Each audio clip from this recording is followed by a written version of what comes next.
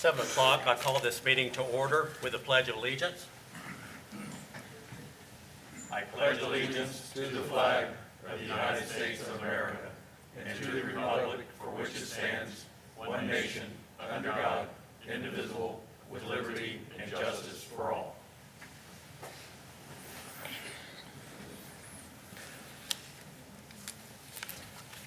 First item of business this evening is to change the order of what we'll be doing things. Item D is the election of officers. We will be doing that at the end of our meeting this evening. After the room is cleared, we will elect our new officers and go through that process then. What we want to do at this point is E, action on the minutes. I trust that all of the members have had a chance to look at the minutes from our previous meeting. Is there anyone who found anything that needed to be changed? No. Is there anyone willing to make a motion to accept the minutes? I'll make a motion to accept the minutes. I'll second it.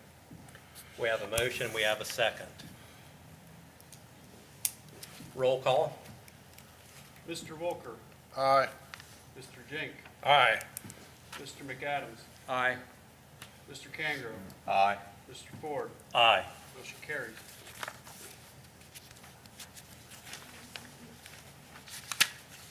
Our first case, and only case, is case 1-24-A, and we're ready to have that presented to us. Okay. Case 1-24A, owner applicant of the property is Adele Wright Shields. Site location is 4672 Shepherd Road. Parcel number is indicated in the staff report and also on this slide. Property zone R2, and we have a couple different requests that are all related. Applicant is requesting to hear an appeal of the zoning director's decision with respect to the intended unauthorized use of an approved storage structure for residential purposes as a second residence on property zone R2. The appeal would be pursuant to Article 4, Section 420 of the zoning resolution. Additionally, the applicant's requesting the board to consider variance requests to allow for a 747 square foot manufactured home, which would be located as a second residence on property zone R2, sections 506 and 632.1 set forth there may not be more than one residential unit or principal building on any one lot. And section 636.1 establishes the minimum residential floor area for single-family detached dwelling units must be 1,000 square feet on dwellings less than 2 stories. Go through the rest of the staff report with the slides. So this is the subject property with the vicinity map. You can see in the lower left-hand corner the 300-foot scale area to kind of get an idea. So you're looking at about 700-800 square foot radius around the property. What all is there from the aerial. With the subject zoning, you can see everything within about 400-500 feet is zone R2. And there's a R1 area to the east of that R2 area, about 500 feet away past the property. And then everything else further away is either consistently R2 or estate residential when you go to the west. Property is located approximately 340 feet northeast of Shepherd Road and the Shepherd Woods Court intersection. As far as the background of the property, this is the property here on the slide. So the slides, if you may notice here, some of the slides may have a structure in the area of the request, which is right here as I'm circling on this slide. On this particular aerial, the property has a vacant area with looks like a concrete base. In some of the other pictures, you might see the building that was there previously. And some of the other pictures, particularly the staff inspection, you'll see the structure that is sitting there today, which is part of the request. So the owner applicant purchased the property in 2013. During that time, there was a principal residential structure on the property built around 1940 that sits about 42 feet off Shepherd Road, and that's this building here that I'm circling right now. A second structure, which set approximately 158 feet from Shepherd Road, also appears to have been used as a residential structure for an unknown period of time, according to the owner applicant in this area here. And with the residential use ceasing, according to staff's verbal communication with the owner applicant approximately a year and a half ago. The second residential structure was demolished in October of 2023 per a permit issued by Clermont County. And all of staff's research related to this particular property, we were not able to verify that a second separate residential unit was ever legally established on the property. So basically what that means is I couldn't find anything historically that said that there was any kind of variance granted to the property, no permit that says that there was a second residence on the property. So we did try to see if that condition was acknowledged anywhere. We couldn't find it. So in other words, like the owner applicant's contention that there is or was a pre-existing non-conforming use cannot be verified, nor can we really confirm the time frame that the second separate residential unit has remained vacant. Which is important because if the unit remains vacant for 2 years or more, anything that would be considered pre-existing non-conforming loses its non-conformity with respect. They would have to come back to reestablish use entirely at that point. So that's another point that's kind of important. And then in February of this year, on the 5th, staff received a complaint by phone that there were illegal uses on the property. Zoning director and zoning inspector and some other township staff subsequently inspected the property. 15-day zoning citation letter was sent 2 days later to the owner applicant, which acknowledged an unauthorized use of an illegal structure on the property, with a 30-day violation letter sent on February 23rd, 2024. In the past month and a half, the owner applicant has been discussing the various manners to address the non-compliance issues on the property with township staff, with the owner applicant opting to appeal the zoning director's decision and to seek the variances noted earlier in this report to try to remedy the enforcement situations that currently exist. Pause here. Here's an oblique image of the property, and this image here, you can't tell if that building is there or not. It probably is because the obliques tend to be a little bit older, but it's hard to tell in this particular slide picture. But we pause here. As noted earlier in the report, the case originated from an enforcement action. The owner applicant had submitted a zoning permit application on November 1st of 2023. For the particular zoning permit application involved, the proposed improvements were identified on the application form as being for a garage/shed with a floor area of 747 square feet. The site plan associated with the zoning permit, which this is what we received, except it's been modified by the applicant for the purposes of the BZA submittal. So this is not exactly what we received, even though it's very similar as far as the zoning permit application from November 1st, 2023. The location of the building in question is the same, so that part's not changed, but some of the other things were highlighted in different colors and so forth. On that site plan, again, the application form acknowledged we were looking at a garage/shed, 747 square feet. The site plan identifies an accessory building/mobile home, which staff acknowledged at that time to be the proposed garage shed improvement. After receiving the enforcement complaint, the development director or zoning director reviewed the permit documentation with the zoning inspector, and both staff members concluded, after speaking with the owner's applicant's spouse, that the intended use and type of improvement, the manufactured home, did not match the approved zoning permit. So basically, when we got out on the site from the complaint, we talked to the applicant's spouse. He had indicated that there was an intention of someone living there, which did not match the paperwork. And when we talked to him and the other gentleman that we met with, there was an indication that there was no intention to use the manufactured home for storage. And in talking with the owner applicant after that time period, in short, their intent is not to use that manufactured home for storage. It is intended to be for a residential unit, and so that is where we're at in terms of the request. Moving forward, the current appeal and variance submittal, the applicant has acknowledged that the second separate residential use is for, quote, family use only, and will be the home for the grandmother, and that they would be open to try to sell it once she is not on the property anymore.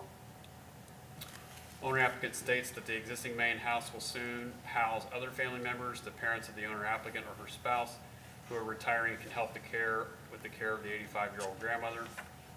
In terms of what's in summary, what you have in your package of information from the applicant. The setbacks for the proposed structure, regardless of whether it's a storage structure or would be considered a second separate residential unit, either way would be acceptable as far as the setbacks. In terms of this request, the owner applicant would need the appeal request as well as all of the requests associated with the variances to be approved to move forward with the proposed 747 square foot manufactured home structure on the property as a second residence. In that scenario, if that were to happen, the owner applicant would also need to address any or all violations related to and concerns related to Clermont County's various departments, and also the Ohio Department of Commerce, who, rather than the Clermont County Building Department, is actually the authority on siting manufactured and mobile homes. We kind of found to our surprise that the Clermont County Building Department really has nothing to do with that, and that goes to the Ohio Department of Commerce. So that's who the zoning inspector has been dealing with in relaying the matter for purposes of building codes and so forth. Owner applicant would also need to submit a new application and a new site plan for a new residential unit to be situated on their property to obtain the proper zoning certificate based on the fact that what we have right now is for a storage structure. Pursuant to section 430 of the zoning resolution, to grant the necessary variances, the board would need to find through literal enforcement or strict application of the provisions of the zoning resolution would result in a necessary hardship. I'm going to pause here for a second. So here's what we're looking at. On the very top, both pictures were submitted by the applicant, two separate documents. You have before 2024, this structure here looks green. Was a long, skinny structure, narrow structure on a, looks like a concrete base. And then the other picture, you can kind of see it, but not make it out very well where it was at. With the demo permit, the structure was removed, and the applicant's note here, these are, again, from the applicant's submittal, they replaced the structure January of 24, which we were out there, I think I said on February 5th, so somewhere in and around that time period was when this appeared. They have not put any of the skirting on. We had told them they needed to stop everything that they were doing, so that basically if it was not approved, they didn't spend unnecessary time and money on something. I know that we did have to go out there at some point in time with concerns that Duke was doing something out there. I think we were called about it 2 separate times, and I know the zoning inspector's report reflects that we went out there and tried to get them to stop what they were doing, so that we wouldn't be having anybody spend unnecessary time and money on something. I'm going to go through the pictures and then finish the staff report. So this is looking southeast from the driveway access from the property back towards Teal Town, essentially. This is looking northwest from the driveway access towards the end of Shepherd Road. This is looking east towards the property. So there's the structure in question right there. The property line is assumed to be on the other side of this tree. If you go by the aerial from the auditor's map, the property line looks like it's actually much closer than that, but when you look at lines of occupation, we'll go back to that. You can see the trees here. I think one of the other pictures, it makes it look even closer. But you can also see some of the other lines of occupation for the neighbors are off. And I think everything is just needs to shift a little bit to the south. I don't really believe these buildings right here are that close to the property line. If those shift, it means the property line is probably more in here. Again, these are not survey quality, so it's, to some degree, you have to go by what's in the field or you have to get it surveyed. This is looking west across from the property, across from the driveway area. This is looking from east to southeast of the driveway. And you can see the electric panel that they've got set up here in front of the manufactured home at that time that we were out there. This is looking from the south side yard. And again, they would have to, I think, do some work to, if this was really going to remain there, they'd have to solidify the piers that they're on. They would have to put the skirting on and so forth. There's other things that would have to be done. This is the other side between the garage and the proposed structure. And this is if you're looking from that area towards Shepherd Road, looking southwest at what's in view of the building. And going back to the staff report, item 7, in accordance with section 431, the board would also need to define affirmatively, in addition to the items 5 and 6, on the criteria for variances. So there are criteria A, B, C, D, E, F, G. Each criteria, the board would need to define affirmatively on.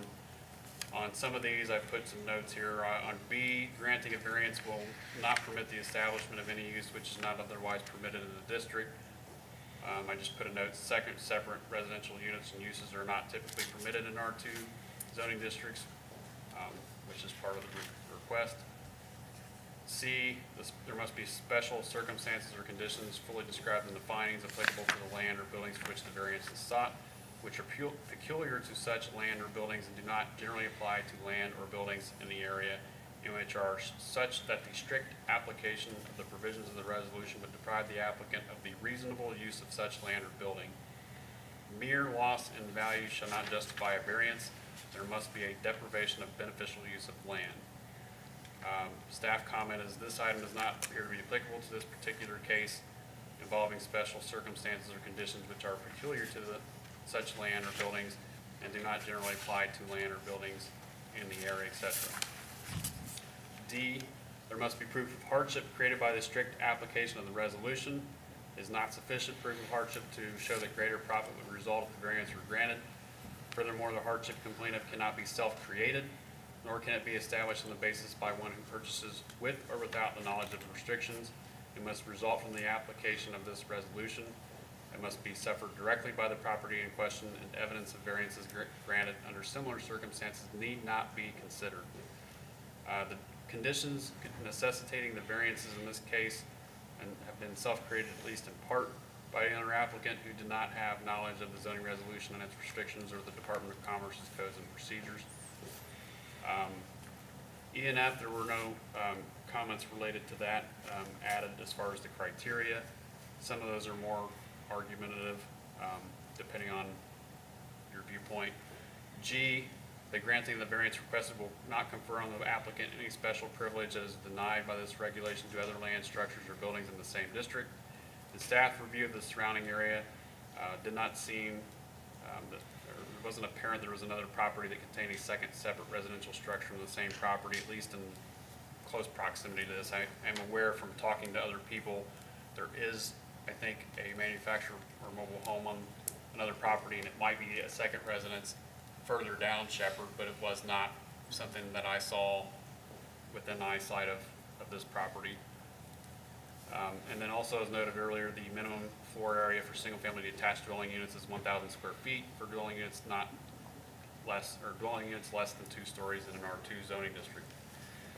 As far as the action required, in accordance with section 420 of the Township resolution, zoning resolution, the Board of Zoning Appeals rolls to either enter a motion to approve, modify, or deny the owner applicant's request for an appeal of the zoning director's decision with respect to the intended unauthorized use of an approved storage structure for residential purposes as second residence on the property zone R2.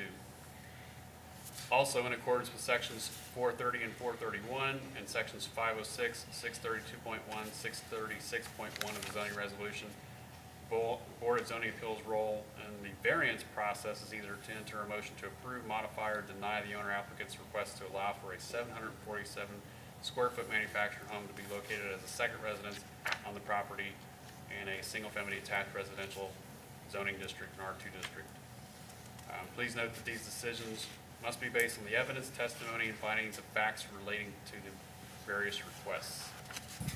Only other thing that I was going to mention is, again, as a guide, and I would be happy to share this, we had purchased here recently a new publication in Ohio called a guide to planning in Ohio, which is published through the National Organization, American Planning Association, the Ohio chapter, and on their section for the role of BZA when it comes to discussion of variances.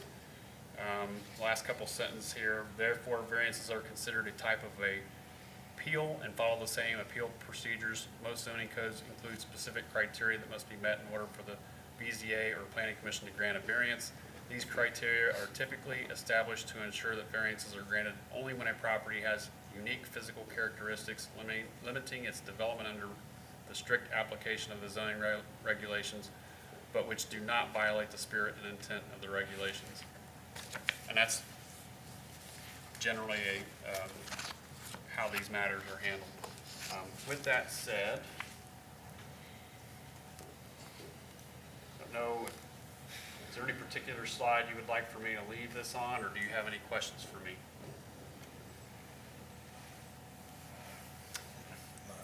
No, I do not. Thank you, Mr. McCormick. At this time, if there's anyone who would like to speak in favor of this granting of a variance, you may come forward and do so now. I believe the first we have is going to be Adele Shields. Is that correct? Just give me a cue and I'll do it.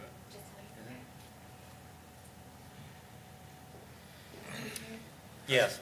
Before you speak, I need to do one thing. Raise your right hand. Yes.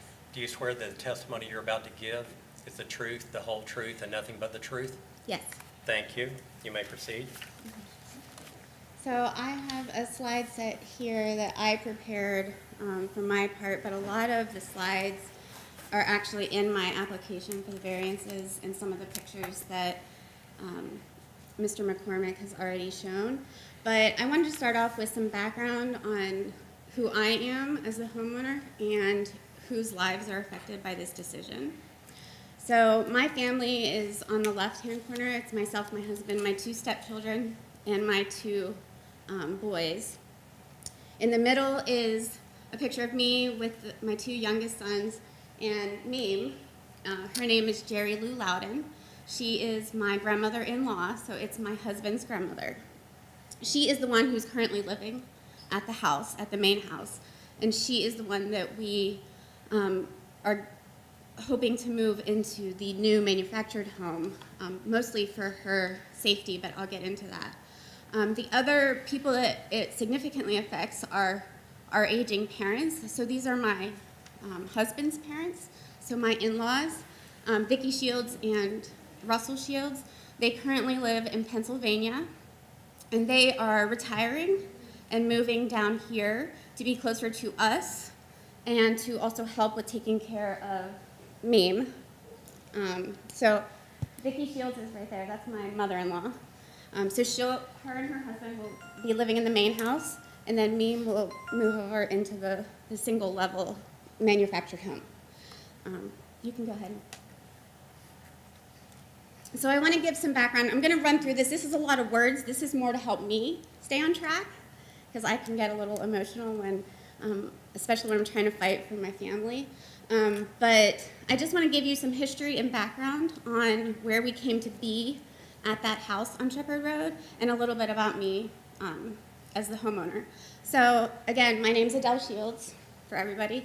I actually work a very high-stress, full-time job at Christ Hospital. So I am faculty with the University of Cincinnati School of Medicine, and I am the clinical transplant pharmacist at Christ Hospital for the heart transplant and kidney transplant programs. So my job is very stressful, and when I started having children, I needed help, and we didn't have any family that lived here. So in January 2010, that's when my oldest son was born, and myself, my husband, my stepkids, and Gavin, we lived at a house in Oakley, and due to me needing help, Jerry Lou, my Mimi, she offered to come down to Cincinnati to help me take care of my son. And she left her home in West Virginia that she had lived her whole life to come and help me. So she lived at apartments that we paid for because she was helping us. So we bought her a car, we paid for the apartments, and she helped take care of my son. And so that lasted for a few years until I got pregnant again.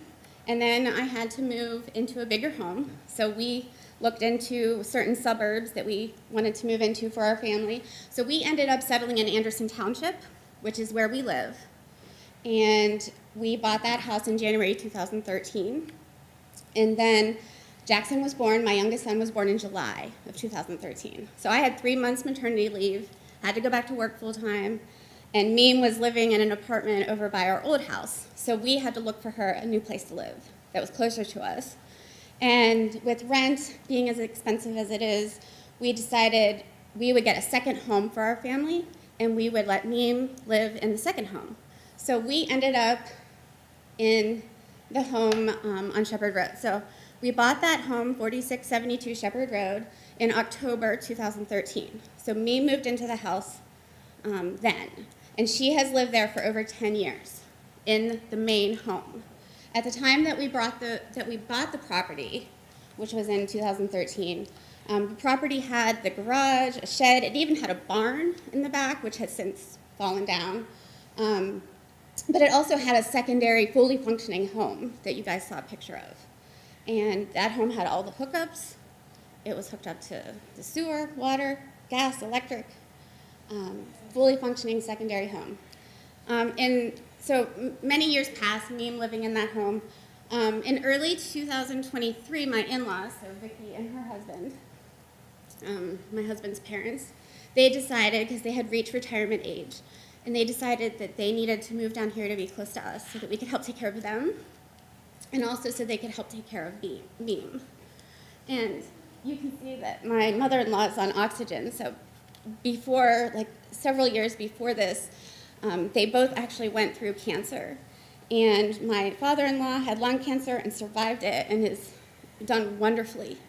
He's a across-the-road truck driver. My mother-in-law didn't fare as well. She had breast cancer, and the radiation damaged her lungs, and she's on oxygen now. So they are elderly and aging, and they need help to be close to us. And at the time that we went through this, I'm sorry, I'm getting emotional. At the time that we went through this, my intention was to help my family. And I'm just going to go to the next slide. So we discussed as a family what the best way to handle this was. We live in Anderson Township. We have the house in Union Township, and we have the main house. We have the secondary house. So Meme was getting to the point where she was now 85, and she can't get around as well as she used to. And the main home has upper-level basement where the washer and dryer is. It has step-downs in the front and the back, and she's fallen several times, including having a really severe fall in the bathtub where she was stuck for 2 whole days. And she needs to be on one level, something safe. So we thought, okay, well, the best plan that we had really originally was to just renovate the secondary home to make it safer for her. But there were significant barriers to this. It was a very old structure. I'm convinced that it was there from the beginning of 1940 or whenever it was built. So it was very old. It had a wood-burning fireplace, no furnace, no air conditioner, gas stove, old bathroom, totally not suitable for her. She had one level with access to everything, including a washer and dryer, so on and so forth. So after many discussions with our in-laws, or my husband's parents, we decided that the best option was just to replace that structure with something that was suitable for her. One level, safe, washer and dryer, a bathroom that had handicap access so she wouldn't fall in the bathtub, so it's like a walk-in shower. So we were able to special order it for her.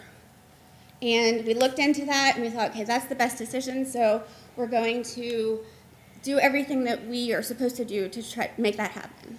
So in October, we also had multiple conversations with Clermont County during that time to figure out exactly what process we needed to do. So they told us, the demolition permit and then go through Union Township for the building permit.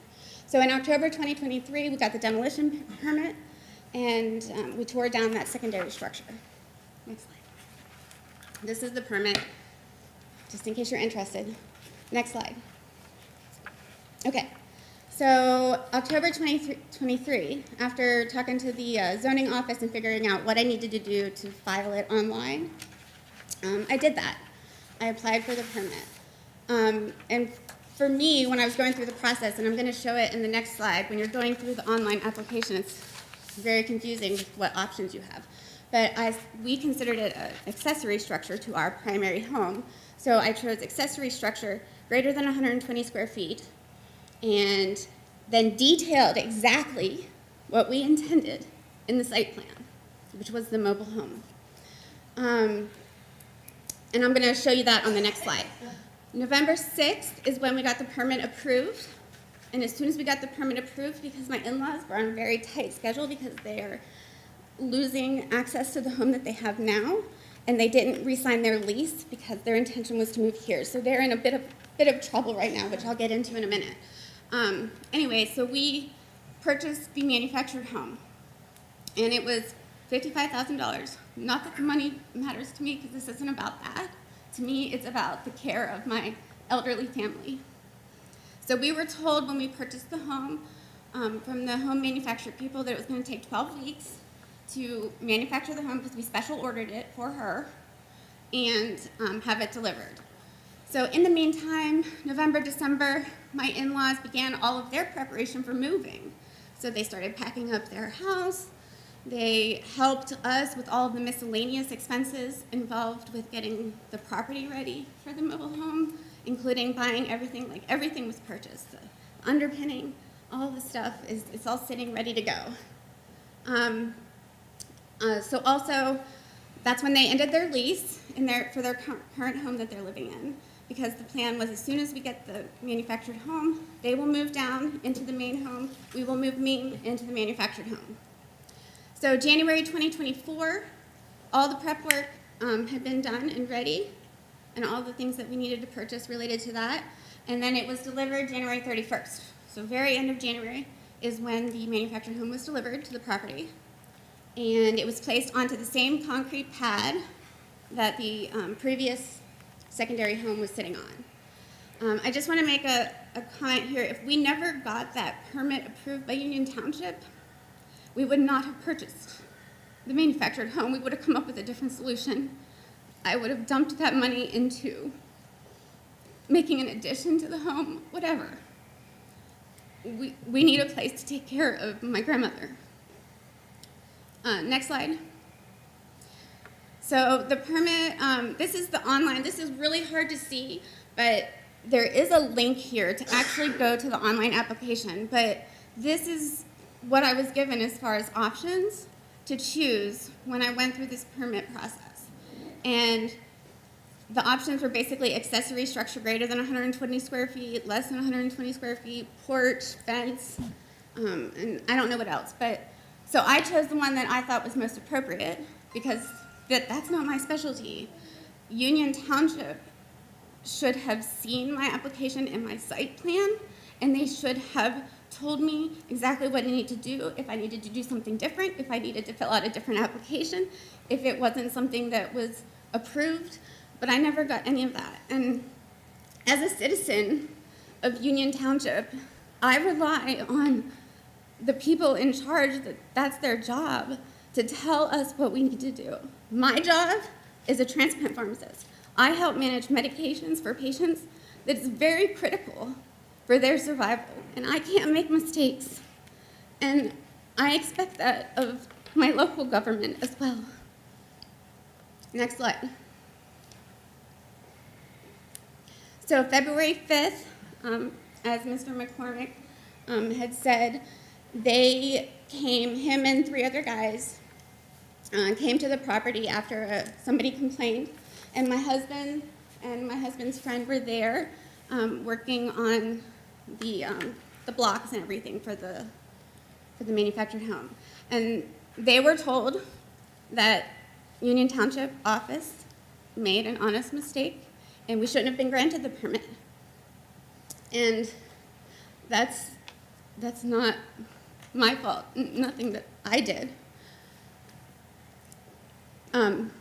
They were told to stop work on it then, and that they were gonna talk about it and then send us a letter of whatever the decision was. I actually did not find out about it then because my husband, maybe just being a man, or maybe he was afraid to tell me because I was so stressed out and I had a lot going on with my job. And I don't know why, but he didn't tell me because I think he was hoping he wouldn't have to let me know so that I wouldn't get stressed out about it, that maybe the decision would come and it would be fine and we can just move forward. So I actually, as the homeowner, I never found out until any of this was going on until February 17th, when my husband had gone over there to check on me, and the letter was in the mail there. And I just want to make note that my husband was told on February 5th at the site, he told them, and they wrote it down, my name, my phone number, my address where I live, which is in Anderson, and to send anything, directly to me. And it didn't come to me. It came to my grandma's address on Shepherd Road. Anyway, I didn't find out until the 17th, and I completely freaked out about it because, it's affecting so many people in our family, and I didn't know what to do, and I was very stressed out. And so I spent the weekend looking into it, and I said, the best thing for me to do is just go there and talk to Mr. McCormick, which is what I ended up doing. He was very helpful in understanding and working with me through the process of what I need to do to make it right, and that's why I'm here today. He worked with me on exactly which sections I needed to do for the variance, and all of that stuff. So we went through everything, and it was really great. We talked about the Ohio Department of Commerce, which we didn't know about, but as soon as I found out about it, I contacted them, and, well, that's actually on the next slide.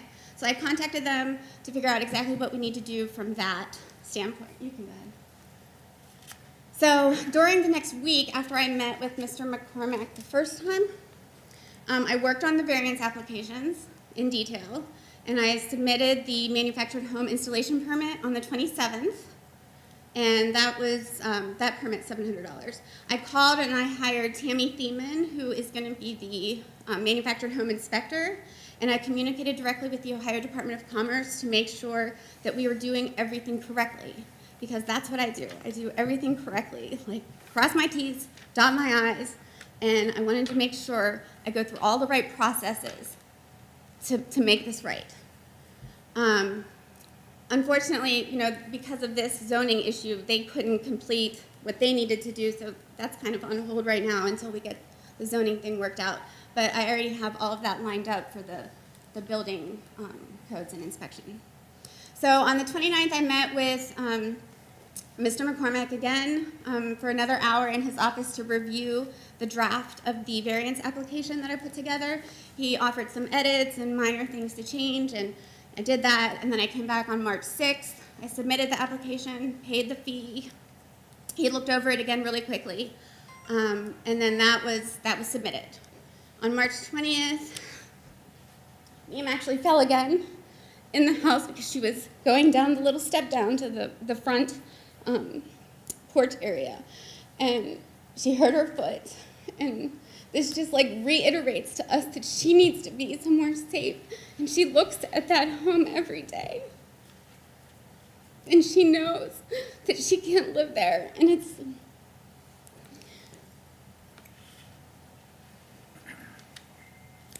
On April 4th, that's where we are now. And I just wanted to say about my in-laws, who this really affects, and my mother-in-laws can't even talk, can't even come and present anything because she's so upset about this. Because they're getting kicked out of their home that they rent in Pennsylvania, and they need to be out by the end of April. So we are going to be having to move them down, use the manufactured home as storage, which is what is currently approved as. Anyway, for Union Township. Okay, go to the next slide. That is our permit pending for Ohio Department of Commerce for the mobile home. Go ahead, next slide. This is all the application. We can skip through this. Go ahead and skip. Okay, stop here. Wait. So the previous structure, which was torn down in October, and then the new structure that was delivered on January 31st. Go ahead to the next slide, because you already went over this. Those views. This is the site plan that was stamped and approved by Union Township on November 6th. It's modified. This one is modified, as Mr. McCormick said, because I added the setbacks, and I outlined things a little bit better. Go ahead to the next slide. This is a picture from Clermont County Auditor website on the left that showed, and this was February 2023, and it shows the previous structure was there on that same concrete pad. And then this right side here is where you can see just the concrete pad is there. And this was in November. We demolished the structure in October, and in November, it was just a concrete pad. Go on to the next slide. This, I was trying to see how far back this goes because I bought the property in 2013, so I don't even know anything that happened before that. But the oldest picture that they had, aerial picture, on the website was 2005. And you can see that that secondary home structure was there as far back as 2005, but it was old. I'm willing to bet that it was maybe even the primary house at one point. Okay, go ahead. This is the tax map. You can skip that. The deed, you can skip that. Okay, so this is kind of like my final 3 slides. I know it's a lot, and I hope I didn't lose anybody. Okay, so the sections 506 and 632.1, the secondary dwellings. So there are other properties in Union Township, and even on Shepherd Road, that have second dwellings. Some of these homeowners are probably using them for family, like we are trying to use, or guest houses, or pool houses. But some are actually making money or benefiting off of their second dwellings. And I have this evidence if it's necessary, but I don't think it's going to be necessary. The purpose of this for us is to use it for our family so we can take care of our aging parents and grandmother. Next slide. The minimum residential floor area, less than 1,000 square feet. I'm sure, as most things that I've talked about, this is like a grandfathered in property because it's so old. A lot of properties on that street that were built before 1950 have smaller homes. A lot of them were replaced with bigger homes. Some of those smaller homes are still on the properties with the bigger homes, but because this is an older property, our main home is not even 1,000 square feet. It is listed as 939 square feet, so it doesn't even meet the criteria for this. So this is a grandfathered in property. Next. So this is my conclusion. So we have currently a Union Township stamped and approved permit for the mobile home that is currently only legally allowed to be used as a storage building. It's already on the property, and we will indeed have to use it as storage coming up here soon when my in-laws have to move down to live in the main home. We will put all of Meme's stuff into the mobile home for storage until this is figured out. If these variances are approved, then she can be allowed to live in this new home that was made for her, and she can be safe. I will do the new application as soon as tomorrow. I will come to your office and do that. I will contact the inspector with Ohio Department of Commerce and get that started. Anything that I need to do to make it right, I'm willing to do. If these variances are approved by the board today, then we will be most grateful for for the board and for Union Township for helping us to take care of our family. Because me has given so much to us over the last 14 years. And that's all I have. Thank you. Thank you. Thank you. Is there anyone else to speak in favor of this application?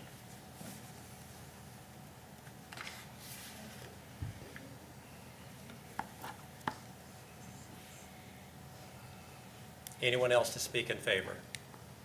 Is there anyone to speak in opposition of this application? Sir, you may come forward. State your name and address for the record. Myron Anthony Trammell, I live at 4766 Shepherd Road, Apartment A. Okay.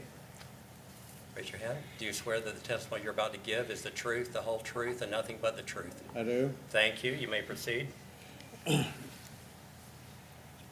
First of all, I'm sorry for what the family is going through. I went through a situation myself trying to get my house built. I live all the way close to the end of it, and the only thing that I'm opposed to it is a manufactured home. My family lives all the way to the back, and in Clermont County, there's not supposed to be any manufactured homes.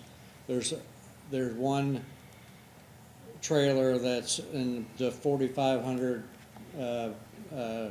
section of Shepherd Road. It's been there for over 45 years. When I started dating my ex-wife back in '76, it's been there, and it's been there ever since. It's a clause in the zoning that no other trailers or manufactured house is to be put in on Shepherd Road. Otherwise, I would have built a manufactured house back there and saved myself probably $100,000. But supposedly there's a zoning that the house is supposed to be of a certain size, and I built my house in 2009, and it had to be of a certain size. The little house that was there seemed to be at one level, and it seemed to be easier to get in for an 85-year-old lady. My mother's 88 years old.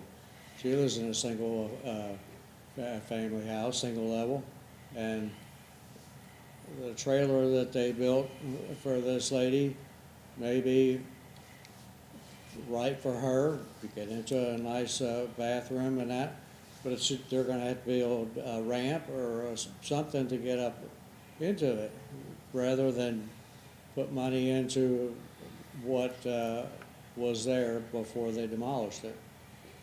And that's all I have to say about putting in a manufactured home there. Thank you, sir. I appreciate it. You need this? Does he have a sheet? Thank you. Did he turn in a sheet? Right now, he just did. Is there anyone else to speak in opposition? Yes, please come forward.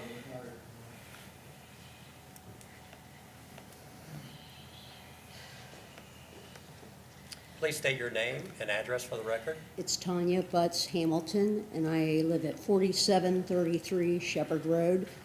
And the house that I live in, Ma'am, just Oh, one I'm moment. sorry. Raise your right hand. Do you swear that the testimony you're about to give is the truth, the whole truth, and nothing but the truth? yes. Thank you. You may proceed. I am also worked in the community all my life. I was a dental hygienist and recently retired. I went to UC, graduated first in my class. We just put an $80,000 room addition on our house back here. We lost my mom last March, and she had even made the suggestion at one point, well, maybe I could put a trailer back behind yours, because I've got a couple acres there. And I told her, Mom, you can't. They don't allow that in Union Township. I mean, I'm sorry, they could be perfectly lovely people, and it could be a brand-new trailer, but I don't know if everybody understands, once you set the precedence that it allows them to put this in, then does it not allow other people to do the same? They can later say, well, you allowed them to do it, why can't I? And then before you know it, I've got a trailer park back here pulling down my property value. And I've lived on that road since I was a little girl. Lived with my grandparents and caught the school bus and went to Summerside, and there's a reason that zoning laws are in place. It's to protect us that have worked all of our lives and invested our monies in this property. And I don't want to see the area go down or depreciate. The house that was demolished there really was terrible. I'm sorry, but again, could you not put your monies into fixing it to within a reasonable living level for them? And what's going to happen if she passes in the next year? You're then going to sell this, and I don't know. Who else is going to be moving into lower income housing? I don't know. And so I don't want a trailer park going in 5 years from now down the street from me as a result of this being allowed now. And it sounds to me like when the application was filled out, there was some misrepresentation in what was presented to you to attempt to get that in the first place. Maybe it was surely a mistake, but it didn't sound like when he described it that it was surely a mistake. So it sounds like we're trying to say that's what it was, but I don't think that's what it was. So hopefully you're going to look out for the people that have been here all their lives and got their money invested on that street. And that's all I got to say. Thank you, ma'am. Is there anyone else to speak in opposition at all? Okay, I have a few things to say. We're going to have discussion of the board here in a moment, but everyone's been allowed to speak. Everyone's been allowed to say what they know and what they think they know. Now I'm going to say what I have to say. There is a hardship here. There's no doubt about that. The question isn't whether there is a hardship or not. There's really two questions. One is, what type of hardship are we allowed as a board to mitigate? Now, Mr. McCormick was very wise to read what he read, because it reminds us of what latitude we have and what we do not have. And what we have is an ability to help people whose hardship is related to the land itself, either its configuration, its layout, its dimensions. Those are the kind of hardships that we are allowed to grant variances to deal with. Okay? Now you have to understand that, because we're going to make a decision tonight that may look like we're a bunch of heartless bastards.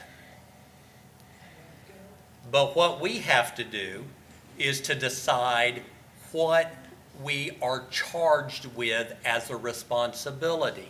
The rest Okay? of my life, that's what you're charged with. Now, the second thing we need to know is to what degree we are allowed to ignore the zoning resolution. It is true, there are properties that do not meet the zoning resolution. And the overwhelming majority of those properties are what was rightly said, grandfathered in. We are not trying to make people's lives miserable, but we are planning for the future. Do you understand what I'm saying? You have an old house. See, I'm saying this for everyone here, but I'm also saying this for anyone who may be watching this tonight or later. You need to understand what is going on here. We have, and I have an alarm that keeps going off because I'm diabetic and my glucose is high. Can't imagine why I would be stressed right now. We're going to have discussion of the board. I'm going to open it up to everyone here to say what they think in regards to this. And then I'm going to ask someone to make a motion. Discussion of the board. Does anyone have any questions they would like clarified? We can recall witnesses to come back up here. If there's something you would like clarified, we can do that. The only comments I have is I'm trying to figure out why you wouldn't attach to, why you wouldn't attach to the existing house, or why you wouldn't try to fix up the other house since it's grandfathered in. But once you tear it down, as you said, I mean, now you gotta go by the current rules and regulations. And, I mean, I drove down the street a couple times, just to kind of get a feel for the area, and there's really no, I call them mobile homes in that, per se in that area. So I have a hard time with the mobile home aspect of it. I don't understand why the existing house can't be fixed and added on to, or just understand why you tore that one down when it was already there. You could have fixed it up. And also, if you look at your mobile home there, your grandma is not gonna be able to go in and out of that thing unless she's got a long ramp, which is, you're worried Yeah. about her falling. It would seem to me that that's also a fall possibility Well, when you're that's- going up and down this ramp. Sorry, can I But answer? it just, We yeah. weren't allowed to continue the work on it, which was access to the home with a ramp but and steps on one side. But if you're worried about, in my own head, I was just listening to Well, your the old synopsis of property, that. the biggest issue was that it had water damage and really significant black mold, and we can't put her there. No But- furnace, no AC. I would have fixed it up had I known.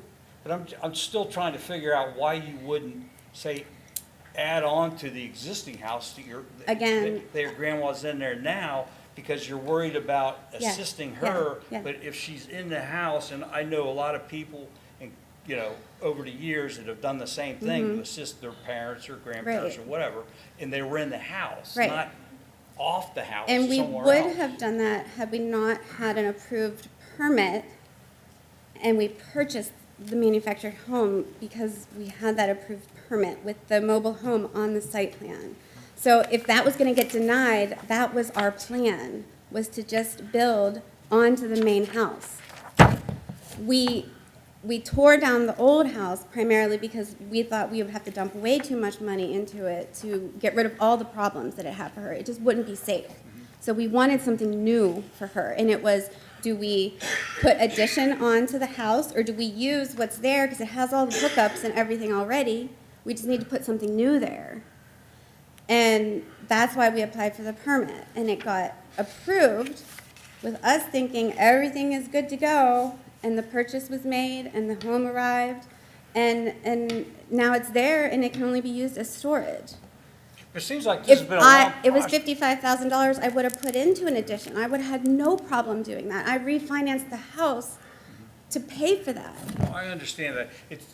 It seems to me. Now we're without any option. Well, it seems to me, I mean, you've had a pretty long dialogue, with, the zoning board and what, to where all this stuff would have come up. Well, And I that was can't- after the fact. Well, I wasn't part of After it any of got that, but approved. I can't imagine someone, if they did it was a mistake or whatever, and that happens all the time, It was not arm's But- length. I have a just- question. Yeah. On your original permit application. Yes. You said a garage/shed has nothing to do with the mobile home. Right, I agree, which is why I put mobile home on the site plan, because that wasn't an option when I filled out the online permit. That's why I put that up there. But It that's was not what you, accessory that's not structure. what you applied for. I understand, so that was my mistake, because I didn't know, and then the office made a mistake, they should have caught and denied the permit or talked to me about what I needed to do, but that didn't happen. So there were mistakes made, but that's not my job. I mean, Union Township, that's their job. I was doing what I thought was right when I filled that out, because accessory structure greater than 120 square feet, which was listed as garage shed, accessory structure less than 120 square feet, those were options. Mobile home, manufactured home, that wasn't an option on the online application. Did You can pull it up. Did you research the zoning resolutions? No, I called before we did this. I called Clermont County. These are public records. Yes, I know. And you could have researched them and said, I you can understand. only have one. Well, we already had Resident. two. We already had to. But once you tore it down, then Yes. the grandfathered part's out. Then you have to go by the new resolution. I understand, And but the new when resolution when says I one. went through all this, we were not told that. That's why you submit the permit. The people that are the experts don't approve it or approve it based on the information you give them. With everything I knew, I mean, like I said, I'm a medication expert. I deal with transplant patients. I'm not a zoning expert. The zoning office is the zoning expert. When I submitted an application where the site plan had the accessory structure was a mobile home, they should have denied the application. It And then says on I here would have under put- project, it says here, residential ad. Mm-hmm. You could have marked that, Residential what? residential ad. No, that was not on the online application. That's why I put it up Here's on your the screen. application right Well, here. that's what they print off from the online. That was not on the online application that I filled out. And I can pull up that link to show you. It was not there. Can we do that? No. Well, There- I understand you checked what you thought. Yeah. And I think I heard you say you understand they approved it They approved it. based on what was Yes. there. Yes. So their mistake was they did not know that you did not have another so when they read this, when we read these, we don't say what possibly could really be going on here. The only thing we have is what is checked. Right. And so it was. That's why it was so it was- detailed. Yeah, it was. on the site It was plan. approved based on what was checked. Mm-hmm. You're right.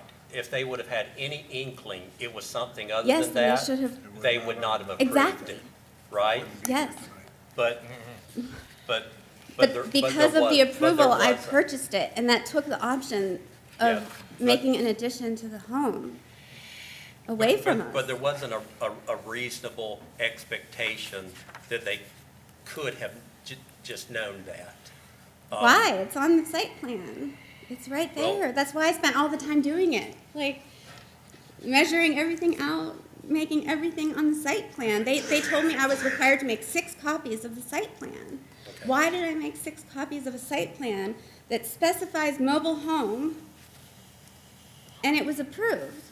It was stamped on the site plan Mobile home as a garage slash as shed. accessory structure, yeah. So that's, As right a now, that's what garage it's slash approved. shed, Yes. not as a dwelling. Right. So that's what it's approved as right now, as it's sitting. As a, It's approved for storage, Right. for storage, period. yes. So it's there, it's approved as storage. So it doesn't help the concerns of my neighbors that are worried because it's a trailer. I mean, it's there, it's approved as storage, she can't live in it. I think we're done. Okay. Any other questions? No. For the witness? No questions. No? Okay, thank you, thank you.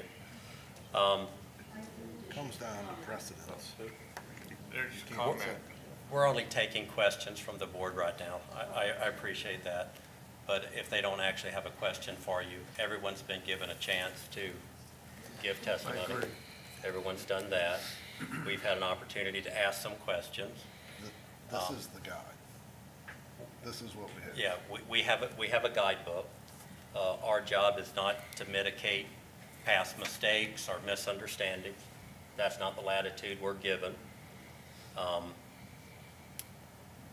We have to follow what the zoning resolution says. We cannot mediate any potential mistakes by making an even bigger mistake.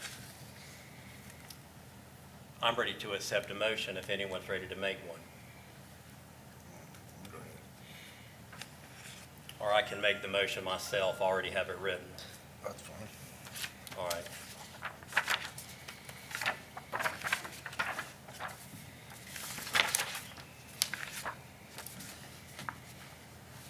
In accordance with section 430-41 and sections 506, additionally sections 632.1 in section 636.1 of the zoning resolution.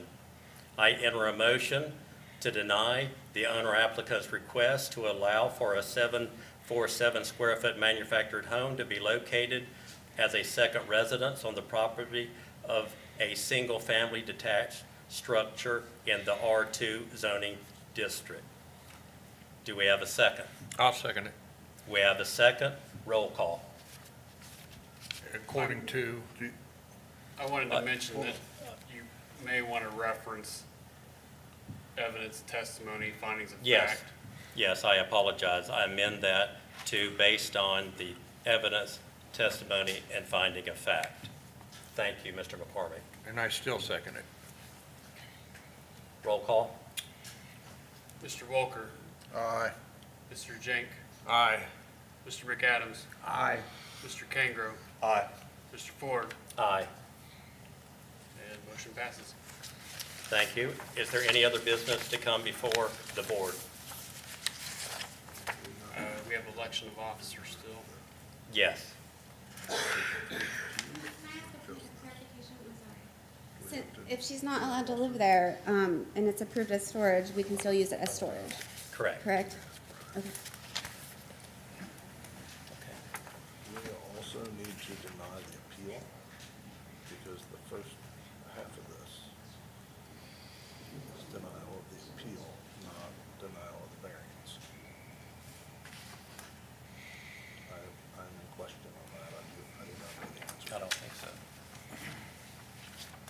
Do we need to ask Mark? Okay. Did you have section 420 as a part of that motion? Well, I think, No, I did not. Yeah, so you would actually want to reference section 420 as that's well. the first part of it. Okay. It could be an additional motion or an amendment, I suppose. So can I make a motion in accordance with section 420 of the Township zoning resolution and the Board of Zoning Appeals to deny the applicant's request for an appeal of the zoning director's decision with respect to the intended unauthorized use of the approved storage structure for residential purposes as a second residence on the property zoned a single-family detached structure in a residential R2 district. Yes, that would preclude everything I said. Correct. Correct. I agree with that. And I second it. Thank you. Thank you for that clarification. Roll call. And we'll need a new roll call. Mr. Walker, Aye. Mr. Jenk, Aye. Mr. McAdams, Aye. Mr. Kangro, Aye. Mr. Ford, Aye. motion passes. Our next business is the election of officers for this year. Do we have any